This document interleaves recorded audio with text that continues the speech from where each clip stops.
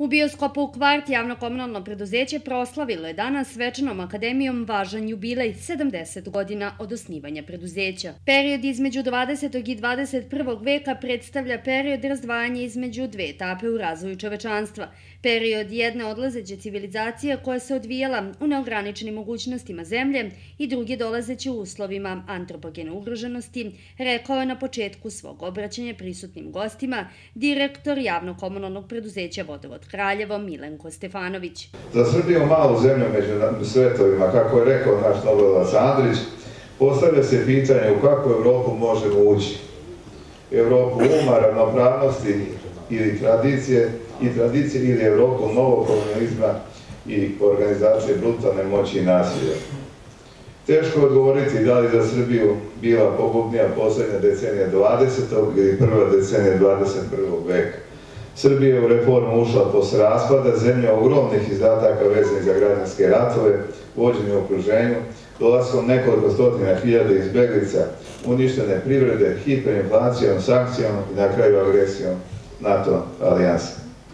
Iako je posle 2000. godine došlo do ukidanja sankcija, besplatnih donacija, dodatnog zaduživanja inostranstva, kao i prodaje imovine kroz nekontrolisanu privatizaciju, privatizuju potrošnju i pozajmi, tako da smo i dalje imali uništenu privredu, stagnaciju materijalne proizvodnje, veliku nezaposlenost, masovno siromaštvo sa razvojnim sistemom socijalne zaštite, enormnu zaduženost i pretnju finansijskog bankrota zemlje koji je sprečen tek dolaskom nove vlasti posle 2014. godine. Sa ovog skupa dužni smo da pružimo nesebičnu podršku državnom rukovodstvu, pre svega predsjedniku Republike Aleksandru Vučiću, na očuvanju teritorijalnog integriteta zemlje, postignutim zavidnim ekonomskim rezultatima, kao i naporima u privlačenju stranih investicija.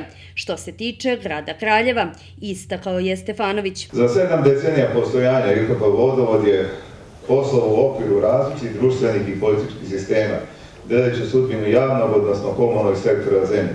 Godine su prolazile, smenjivali su se rukovodstvo i generacije radnika, menjao se kvalifikacioni sastav, ali se uvek težilo boljem i efikasnijem radu i podizanjem kvaliteta usluga potrošačima. Istorijat razvoja Vodovoda je prikazana u filmu koji ste pogledali, monografiju za koju se nadam da ste dobili, pa koristim priliku da se zahvalim sadašnjem rukovodstvu i radnicima, svim radnicima koji su u ne tako maloj istoriji dali doprinos razvoju firme, poslovnim partnerima, drugim javnim preduzećima sa područja grada i republike, rukovodstvu lokalne samouprave grada Kraljeva i drugim subjektima. Posebno zahvalnost upućujem predsjednici Vlade Republike Srbije koja je nedavno posjetila naš kolektiv. Strateški cilj ovog javno-komunalnog preduzeća u narednom periodu je njegova transformacija u finansijski održivo tržišno orijentisano preduzeće koje potrošačima obezbeđuje visoko kvalitetne uslove. Neophodan uslov za ovo restrukturiranje preduzeća i njegova inkorporacija u komunalni sektor u celini. U proteklim godinama imali smo veliki i važni izazov u okviru poslovne aktivnosti. U zadnjih 3 godine izradili smo 30 projektno-tehničkih dokumentacija za infrastrukturne objekte. Jedni su od prvih koji potpuno se osvojili primjenu GIS alate za lakše, brži i daleko efikasniji način poslovanja.